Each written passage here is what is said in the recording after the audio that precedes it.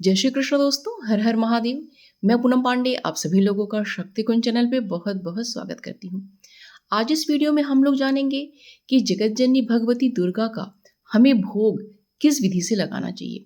वैसे तो देखिए, हमारे घर में जो भी उपलब्ध होता है, हम जो भी हमारे पास हम व्यवस्था कर लेते हैं, उसके अनुसार जो है हम माता को भोग लगा देते हैं। लेकिन हमारे शास्त्रों में हमें क्या निर्देश दिया गया है, उसको हम लोग जानेंगे।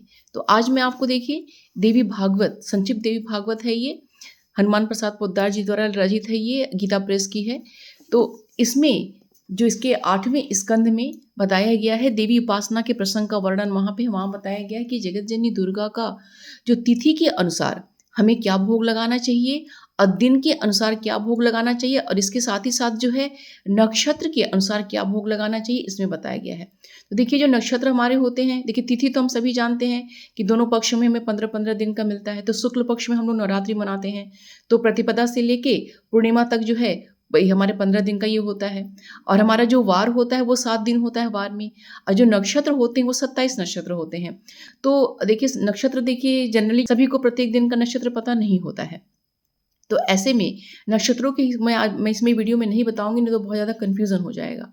तो मैं दिन के अनुसार और तिथि के अनुसार क्या बताया गया है भोग लगाना, वो मैं आपको बता रही हूँ। क्योंकि बहुत ही इंपॉर्टेंट है ये वाला जो प्रसंग यहाँ पे दिया गया है। किस स्तोत्र में इसमें ये भी बताया गया कि किस स्तोत्र को हम पढ़ के जो है पूजा करते हैं, या किस तिथि पे हम, क्योंकि जो हमारे जो पेड़ पौधे हैं वो भी देवी देवता के स्वरूप माने गए हैं। तो माता का जो है वास किन किन पौधों में बताया गया है वो भी मैं आपको इसमें बताऊंगी। ठीक है, तो ये वीडियो आप सभी के लिए बहुत ही महत्वपूर्ण है। तो ऐसा नहीं कि केवल नवरात्रि में ही जो है आप तिथि के अनुसार भोग लगा सकते हैं, क्योंकि देखिए नवरात्रि में तो हम लोग प्रतिपदा से लेके नवमी तक भोग लगाते हैं, लेकिन इसमें बताया गया है कि प्रतिपदा से लेके पूर्णिमा तक हमें क्या भोग लगाना चाहिए, बहुत अच्छे से बताया गया। और ये नियम जो है आप सामान्य, जो नवरात्रि के अलावा सामान्य दिनों में भी आप उसको यूज़ कर सकते हैं, क्योंकि मोस्टली जो वही सामग्रियाँ होती हैं जो घर में हमारे पास उपलब्ध होती हैं, तो हम बहुत ही आराम से हम लोग भोग लगा सकते हैं। तो आपको मैं देखिए यहाँ पे 8वें स्कंद में दिया गया है, वो मैं आपको देखिए यहाँ पे बता रही हूँ। ठीक है, देवी की उपासना के प्रसंग का वर्णन। नारद जी ने पूछा, महाराज, आराधना रूपी श्रेष्ठ धर्म का क्या स्वरूप है तथा किस प्रकार से उपासना करने पर देवी परम पद प्रदान करती हैं? पूजा की क्या विधि है तथा कैसे, कब और किस स्तोत्र से आराधना करने पर भगवती दुर्गा कष्टप्रद नरक से मनुष्यों का उद्धार करती हैं? भगवान नारायण कहते हैं, परम विद्वान देवर्षि नारद, जिस प्रकार धर्म पूर्वक आराधना करने पर भगवती स्वयं प्रसन्न हो जाती हैं, वह प्रसंग अब तुम मन को एकाग्र करके मुझसे सुनो। नारद, यह संसार अनादि है। इसमें आकर जो भगवती जगदम्बा की उपासना करता है, वह चाहे घोर से घोर संकट में क्यों न पड़ा हो, परंतु सर्व शक्तिमयी भगवती स्वयं उसकी रक्षा करने में संलग्न हो जाती हैं। अतएव प्राणी सम्यक प्रकार से देवी की पूजा करे, यही उसका परम कर्तव्य है। अब पूजा की विधि सुनो। ठीक है, तो अब यहाँ पे तिथि के अनुसार देखिए पूजा की विधि यहाँ पे बताई गई है। प्रतिपदा तिथि अर्थात पहला दिन जो होता है, भगवती जगदम्बिका की गोघृत से पूजा होनी चाहिए। गोघृत मतलब गाय का घी से पूजा होनी चाहिए, अर्थात षोडशोपचार से पूजन करके नैवेद्य के रूप में उन्हें गाय का घृत अर्पण करना चाहिए। पहले देखिए जगदम्बा की पूजन होता है षोडशोपचार विधि से। ठीक है, अगर षोडशोपचार विधि से आप नहीं करते हैं तो आप पंचोपचार, जो जिस विधि से पूजा आप करते हैं, पूजा करके जो नैवेद्य हम अर्पित करते हैं, तो पहले दिन जो है प्रतिपदा तिथि को गोघृत का जो नैवेद्य, उन्हें गाय का घृत उन्हें अर्पण करना चाहिए। आगे मैं इसके बारे में बता रही हूँ। एवं फिर वह घृत ब्राह्मण को दे देना चाहिए। इसके फलस्वरूप मनुष्य कभी रोगी नहीं हो सकता है। मतलब आपको ये तो बताया गया कि क्या भोग लगाना चाहिए, उसका फल क्या प्राप्त होता है, ये भी इसमें बताया गया है। अब आते हैं द्वितीया तिथि, यानी कि दूसरे दिन का। द्वितीया तिथि को पूजन करके भगवती जगदम्बा को चीनी का भोग लगावे। चीनी का तात्पर्य यहाँ पे देखिए, जो सफ़ेद वाली चीनी होती है उसका यूज़ करने के लिए नहीं बोला गया है, बल्कि जो ब्राउन शुगर जिसको बोलते हैं ना, कच्ची चीनी जो होती है, लाइट ब्राउन कलर की होती है, उसका भोग लगाने के लिए बताया गया। तो चीनी से वहाँ पे कच्ची चीनी जो होती है उसको समझिएगा। चीनी का भोग लगावे और ब्राह्मण को दे दे। यूं करने से मनुष्य दीर्घायु होता है। ठीक है, अब तीसरे दिन के बारे में जानते हैं। तृतीया के दिन भगवती पूजा में दूध की प्रधानता होती है, एवं पूजा के उपरांत वह दूध ब्राह्मण को दे देना चाहिए। यह संपूर्ण दुखों से मुक्त होने का एक परम साधन है। तो तीसरे दिन हमें दूध का भोग लगाना चाहिए। देखिए दूध में हमेशा ही गाय के दूध की प्रधानता दी गई है, ठीक है। हमारे पूजा पाठ में हमेशा गाय का घी और गाय का दूध वही यूज़ करने के लिए बोला जाता है। लेकिन आज के समय में देखिए गाय का जो है वो भी देसी गाय, क्योंकि जो और जो गाय होती हैं, जर्सी गाय जिसे हम लोग बोलते हैं, उसका दूध यूज़ करने के लिए नहीं बोला जाता है, देसी गाय का बोला जाता है। लेकिन अब समस्या ये है कि जो आपके पास दूध उपलब्ध होगी आप वही उसी का भोग लगाएंगे और वही दान करेंगे। तो माता से क्षमा प्रार्थना करते हुए कि हे माता, जो मुझे मिला है, जो मेरे पास उपलब्ध है, वही मैं आपको अर्पित कर रही हूँ। जो भी मुझसे त्रुटि होगी, जो भी अपराध क्षमा होगा, उसको क्षमा करिएगा। यह कहते हुए जो है हमारे पास जो हमें दूध मिले, क्योंकि बहुत सारे लोग तो पैकेट वाला दूध लेते हैं, तो वही जो दूध आप अर्पित कर दीजिएगा, ठीक। तो ये हो गया हमारा तीसरे दिन का, दूध हमने कर दिया।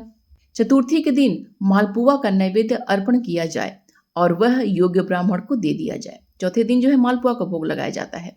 इस अपूर्व दान मात्र से ही किसी प्रकार के विघ्न सामने नहीं आ सकते, ठीक है। अब पंचमी तिथि को देखते हैं। पंचमी तिथि के दिन पूजा करके भगवती को केला भोग लगाएं और वह प्रसाद ब्राह्मण को दे दें। ऐसा करने से पुरुष की बुद्धि का विकास होता है। षष्ठी तिथि के दिन अर्थात छठे दिन, षष्ठी तिथि के दिन देवी के पूजन में मधु का महत्व बताया गया है। मधु मतलब शहद का महत्व बताया गया है। वह मधु ब्राह्मण अपने उपयोग में ले ले। इसके प्रभाव से साधक सुंदर रूप प्राप्त करता है।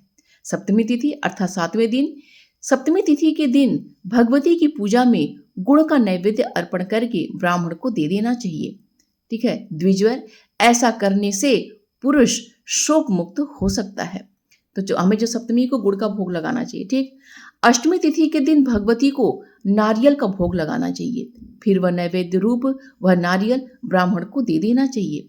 इसके फलस्वरूप उस पुरुष के पास किसी प्रकार के संताप नहीं आ सकते हैं, ठीक है। तो ये हमारा अष्टमी तक हो गया। अब हम नवमी को देखते हैं। नवमी तिथि में भगवती को धान का लावा अर्पण करके ब्राह्मण को दे देना चाहिए। धान का लावा, ये जो हम लोग दीपावली पे यूज़ करते हैं धान का लावा ना, तो इसमें भी देखिए धान का लावा यूज़ करने के लिए बोला गया है, ठीक है। तो क्या है बताएं, नवमी तिथि में भगवती को धान का लावा अर्पण करके ब्राह्मण को दे देना चाहिए। इस दान के प्रभाव से पुरुष इस लोक और परलोक में भी सुखी रह सकता है, ठीक है। तो अब देखिए हम लोग तो जो भोग लगाया जाता है नवरात्रि में नवमी तक ही हम लोग लगाते हैं, लेकिन यहाँ पे देखिए आगे दसवीं से लेके पूर्णिमा तक बताया गया है, ठीक है। तो मैं आपको वो बता रही हूँ। तो इसलिए ऐसा नहीं है कि केवल नवरात्रि में ही, हमें नॉर्मल डेज में भी जो है भोग लगाना चाहिए। और जो नवरात्रि में हमारा नवमी पूर्ण हो जाता है, तो बहुत सारे जगहों पे आप देखिएगा कि बहुत सारे संप्रदाय ऐसे हैं जहाँ पे पूरी जो है, ऐसा नहीं कि नवमी पे जो उन्होंने समापन कर दिया, वो पूरी पूर्णिमा तक वो पूजा करते हैं। तो फिर हमें जो कि पूजा अपनी हम कर लें, लेकिन जो नवमी, दसवीं है, एकादशी है, द्वादशी, त्रयोदशी, चतुर्दशी और पूर्णिमा, उसमें भी हमें भोग अवश्य लगाना चाहिए माता को। मुने, नवमी तक हमारा हो गया। अब आगे दिया है कि मुने, दसवीं तिथि के दिन भगवती को काले तिल का नैवेद्य अर्पण करना चाहिए। पूजन के पश्चात वह नैवेद्य ब्राह्मण अपने काम में ले ले। ऐसा करने से यमलोक का भय भाग जाता है, ठीक है। अब आगे आ गया एकादशी तिथि। जो एकादशी के दिन भगवती को दही का भोग लगाकर ब्राह्मण को दे देता है, उस पर भगवती जगदम्बा परम संतुष्ट होती हैं। अब आगे हम लोग देखते हैं। मुनिवर, द्वादशी के दिन पूजन में चिवड़े का महत्व है। चिवड़ा हम सभी जानते हैं कि चावल का बनता है। चिवड़े का महत्व होता है। जो उस दिन भगवती को चिवड़ा भोग लगाकर ब्राह्मण को बांट देता है, उसे भगवती अपना प्रेम भाजन बना लेती हैं। त्रयोदशी यानी कि जो 13वां दिन होता है, त्रयोदशी तिथि के दिन भगवती को चने का नैवेद्य अर्पण करके ब्राह्मण को दे दें। इस नियम का पालन करने वाली प्रजा संतानवान हो सकती है। देवर्षि, जो पुरुष चतुर्दशी के दिन भगवती जगदम्बा को सत्तू का भोग लगाकर ब्राह्मण को दे देता है, उस पर भगवान शंकर परम प्रसन्न होते हैं, ठीक है। तो ये जो 14वें दिन होता है, सत्तू का भोग हमें लगाना चाहिए, ठीक। अब आ गया पूर्णिमा के दिन। पूर्णिमा के दिन भगवती जगदम्बा को खीर का भोग लगाकर श्रेष्ठ ब्राह्मण को अर्पण करने वाला पुरुष अपने समस्त पितरों का उद्धार कर देता है। पूर्णिमा और अमावस्या तिथि की पूजा में कोई अंतर नहीं है। महामुनि, देवी की प्रसन्नता प्राप्त करने के लिए हवन करने की बात भी स्पष्ट है। जिस तिथि में जो वस्तु नैवेद्य के लिए बताई गई है, उसी वस्तु से उन तिथियों में हवन भी करना चाहिए। यह हवन अखिल अरिष्टों का विनाश कर देता है। तो देखिए यहाँ पे हमने तिथि के अनुसार जान लिया कि हमें क्या क्या भोग लगाना है और वही चीज़ें हमें दान भी करनी है। तो यहाँ पे देखिए ये भी बताया गया है कि हवन तो देखिए मैंने भी की वीडियो में बताया है कि प्रतिदिन हमें हवन करना चाहिए, लेकिन हम प्रतिदिन नहीं कर पाते हैं तो हम अष्टमी नवमी में करते हैं। तो जो प्रतिदिन हवन करता है तो जिन जिन चीज़ों का हम भोग लगाते हैं वही चीज़ें जो हैं हमें हवन में उसको अवश्य अर्पित करना चाहिए। कुछ थोड़ा जो है एक आहुति या 3 आहुति जो है उस वस्तु से हमें अवश्य देना चाहिए। यहाँ पे यही बताया गया कि जिस तिथि में जो नैवेद्य के लिए बताई गई है उसी वस्तु से उन तिथियों में हवन भी करना चाहिए। ठीक है, तो ये हमारा हो गया कि तिथि के अनुसार जो है नैवेद्य अर्पित करना। अब बताया गया दिन के अनुसार, ठीक है, कि अब दिन के पूजा की विशेषता बतलाते हैं। रविवार के दिन खीर का नैवेद्य अर्पण करना चाहिए। सोमवार को दूध भोग लगाने की बात कही गई है तथा मंगलवार को केला भोग लगावे। नारद बुधवार के दिन मक्खन भोग लगाने का आदेश है। बृहस्पतिवार को खांड और शुक्रवार को चीनी का भोग लगाया जाएगा। शनिवार को गाय का घृत नैवेद्य के रूप में निवेदन किया जाएगा। तो ये हो गया दिन का, ठीक है, दिन के अनुसार भोग लगाने का।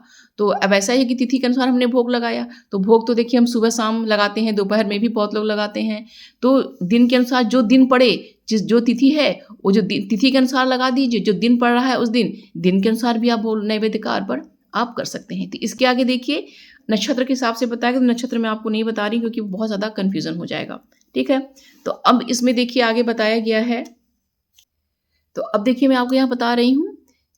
देखिए मैंने तो सोचा था कि इस वीडियो में केवल आपको जो है कि भोग लगाने के बारे में बताऊंगी, लेकिन इसी में देखिए आगे कि माता का पूजन का एक दूसरा विधि बताया गया है। मैंने सोचा आपको मैं वो भी आप लोगों को एक्सप्लेन कर दे रही हूँ, आप लोग को बहुत ज़्यादा उससे फायदा होगा। देखिए यहाँ बताया गया है कि मुनिवर नारद अब भगवती जगदम्बा को प्रसन्न करने के लिए दूसरा परम साधन बतलाता हूँ, तुम उसे आदर पूर्वक सुनो। एक साधन था माता को भोग लगा के प्रसन्न करने का, और दूसरा साधन देखिए ये है। आगे इसमें लिखा है कि चैत्र मास के शुक्ल पक्ष में तृतीया के दिन महुआ के वृक्ष में भगवती की भावना करके उनकी पूजा करें। ठीक है, नैवेद्य में 5 प्रकार के खाद्य पदार्थ उपस्थित करने चाहिए। तो यहाँ पे देखिए एक जो महुआ होता है, ये जो लोग ललई छठ की पूजा करती हैं उन सभी को पता है कि जो ललई छठ की पूजा में महुआ का ही प्रयोग किया जाता है। तो पूजा पाठ की जहाँ जो सामग्रियाँ बिकती हैं ना, वहाँ पता करेंगे तो महुआ जो है वो आपको चढ़ाने के लिए भी मिल सकता है। अब महुआ का वृक्ष अगर आपके अगल बगल होगा तो ही देखिए पूजा आप कर पाएंगे। महुआ के वृक्ष का बहुत ही ज़्यादा महत्व होता है माता की पूजा में। तो नैवेद्य में देखिए 5 प्रकार के खाद्य पदार्थ हमें उपस्थित करने चाहिए। अब इसमें देखिए एक दिन का बताया गया है कि चैत्र मास के शुक्ल पक्ष की तृतीया के दिन, ठीक है, महुआ के वृक्ष में पूजा करना चाहिए। लेकिन इसमें यह भी बताया गया है कि इसी प्रकार जो है 12 महीने की तृतीया तिथि के दिन पूजा का विधान है। यानी कि चैत्र मास के शुक्ल पक्ष की तो महिमा है ही है तृतीया तिथि का, लेकिन जो हर महीने का और जो हमारे और जो 11 महीने हमारे और हैं उनमें जो शुक्ल पक्ष की तृतीया को भी जो है हमें महुआ के वृक्ष में माता का भाव करके पूजा करना चाहिए। तो अब इसमें देखिए ये भी बताया गया आगे कि जो हर महीने में जब पूजा हम करेंगे तृतीया तिथि को, तो हमें हर महीने में अलग अलग जो है माता को भोग लगाने का प्रयत्न करना चाहिए। वैशाख में, ज्येष्ठ में, आषाढ़ में, सावन में, भादों में अलग अलग चीज़ों को जो है माता को हमें भोग लगाना चाहिए। ठीक है, तो यहाँ पे देखिए बताया गया है कि विधि पूर्वक क्रम से नैवेद्य अर्पण करें। ठीक है, वैशाख में गुड़ से बना हुआ पदार्थ भोग लगाना चाहिए। ज्येष्ठ मास में भगवती के प्रसन्नार्थ मधु अर्पण करना चाहिए, मधु मतलब शहद अर्पण करना चाहिए। आषाढ़ में महुए के रस से बना हुआ पदार्थ भोग लगावें। श्रावण में दही भोग लगाना चाहिए। भादों में चीनी भोग लगाना चाहिए। आश्विन में खीर का भोग लगाना चाहिए। कार्तिक में दूध का भोग लगाना चाहिए। मार्गशीर्ष में फेनी का भोग लगाना चाहिए। पौष में दधी कुर्चिका का भोग लगाना चाहिए। माघ में गाय का घृत का भोग लगाना चाहिए। फाल्गुन में नारियल का भोग लगाने का विधान है। यूं 12 महीने में 12 प्रकार के नैवेद्यों से भगवती की क्रम से पूजा करनी चाहिए। ठीक है, आगे माता के नाम का यहाँ पे उच्चारण किया गया है कि मंगला, वैष्णवी, माया, कालरात्रि, दुरत्या, महामाया,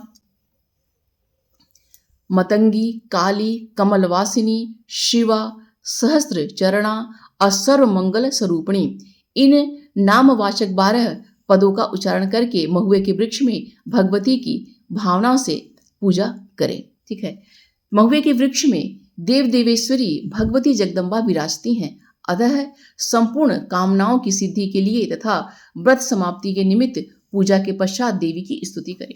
देखिए यहाँ पे ये बताया गया है कि महुए के वृक्ष में भगवती जगदम्बा विराजती हैं, अतः उसकी पूजा का बहुत महत्व है। तो उसमें जो पूजा का देखिए हम पूजा करें तो उनके एक स्तोत्र यहाँ बताया गया है कि वो स्तोत्र जो है बहुत ही चमत्कारिक स्तोत्र है। अगर कोई पाठ करता है तो उससे बहुत ही ज़्यादा लाभ प्राप्त होता है। ठीक है, तो यहाँ पे देखिए एक स्तोत्र देखिए यहाँ पे दिया गया है, तो इसमें देखिए इसके आगे हिंदी में इसका अर्थ दिया गया है। स्तोत्र जो है यहाँ पे संस्कृत में पूरा यहाँ पे दिया गया है। तो ये तो देखिए जो है स्तोत्र है, मैं किसी नेक्स्ट वीडियो में आपको पढ़ के मैं आपको सुना दूंगी। तो यहाँ पे देखिए ये बताया गया है कि इस स्तोत्र के माध्यम से अगर हम पूजा करते हैं तो हमें क्या क्या लाभ प्राप्त होता है। यहाँ पे देखिए यहाँ तक तो देखिए स्तोत्र है, इन नामों से विख्यात हो देवी पीपल, वट, नीम, आम, कैथ, बेर, कटहल, मदार, करील और महुआ आदि वृक्ष तुम्हारे रूप हैं। यहाँ पे देखिए बताया गया है कि कौन कौन से वृक्ष जो हैं माता उसमें निवास करती हैं। ठीक है, पीपल में, वट में, नीम में, आम में, कैथ में, बेर में, कटहल में, मदार में, करील में और महुआ में जो है माता निवास करती हैं। ठीक है, यहाँ पे जो है इस स्तोत्र की देखिए महिमा बताई गई है। पूजा करने के उपरांत इस प्रकार के स्तवन से देवेश्वरी जगदम्बा की स्तुति करने वाले मनुष्य को व्रत संबंधी संपूर्ण पुण्य सर्वदा सुलभ हो जाते हैं। यह स्तोत्र भगवती को प्रसन्न करने का परम साधन है। जो मनुष्य इसका निरंतर पाठ करता है उसे आदि व्याधि एवं शत्रु भय नहीं पहुंच सकते हैं। इस स्तोत्र के प्रभाव से धन की इच्छा करने वाला धन तथा धर्म चाहने वाला धर्म पा सकता है। यह स्तोत्र ब्राह्मण को वेद संपन्न, क्षत्रिय को विजयशाली, वैश्य को प्रचुर धनवान तथा शूद्र को परम सुखी बना देता है। जो मनुष्य श्राद्ध के समय मन को एकाग्र करके इस स्तोत्र का पाठ करता है उसके पितरों को एक कल्प तक स्थिर रहने की अक्षय तृप्ति प्राप्त होती है। यानी कि और सभी तो होता है, ये पितरों के लिए भी श्राद्ध पक्ष में भी जो है इस स्तोत्र का पाठ किया जा सकता है। बोलिएगा तो मैं इस स्तोत्र को जो है पढ़ के मैं आपको एक दिन जो है अब मैं आप लोग को एक्सप्लेन कर दूंगी इसके बारे में। बहुत अच्छा स्तोत्र है और ये कठिन भी नहीं है। इसका जो लैंग्वेज है वो भी जो मतलब संस्कृत जो इसमें दिया गया है वो सरल है। तो मैं संस्कृत में भी बता दूंगी और मैं आपको हिंदी में भी मैं बता दूंगी। ठीक है, तो इस विधि से देखिए आप जो है तिथि के अनुसार, वार के अनुसार जो है आप माता को भोग लगाइए, उसका जो है ब्राह्मण को आप दान कीजिए। ठीक है, ऐसे ही अगर आपके अगल बगल जो महुए का वृक्ष आपको मिल जा रहा है तो उसमें जो है आप प्रतिदिन अगर नहीं जल साथ चढ़ा सकती हैं तो कम से कम प्रत्येक महीने की जो तृतीया शुक्ल पक्ष की जो तृतीया तिथि होती है उसमें जो है माता का आप पूजन वहाँ पे आप उन्हें जल अर्पित करिए, दूध अर्पित करिए, पुष्प अर्पित करिए। ठीक है, जितना साधारण ढंग से कर सकती हैं वो इतना तो कर ही सकता है कि हर कोई जो है माता को वहाँ पे दीप अर्पित कर सके, जल अर्पित कर सके, पुष्प अर्पित कर सके, जो आपके पास नैवेद्य हो आप वो अर्पित कर दीजिए। अगर महीने के अनुसार जैसे इसमें बताया गया है अगर वो मिल जाता है तो वो आप अर्पित कर दीजिए, मतलब जो आपसे हो सके वो आप कर दीजिए। ठीक है, तो उम्मीद करती हूँ कि यह वीडियो जो है आप सभी के लिए बहुत ही हेल्पफुल होगा। वीडियो पसंद आए तो प्लीज़ लाइक अवश्य कीजिएगा। इससे संबंधित कोई अन्य प्रश्न अगर आपका होगा तो कमेंट बॉक्स में मुझसे पूछिएगा, मैं आप लोगों को रिप्लाई अवश्य दूंगी। चैनल पर अगर नए हैं तो प्लीज़ चैनल को सब्सक्राइब अवश्य कर लीजिएगा। मिलते हैं अगले वीडियो में। अपना और अपनों का ख्याल रखिएगा। जय श्री कृष्ण। हर हर महादेव।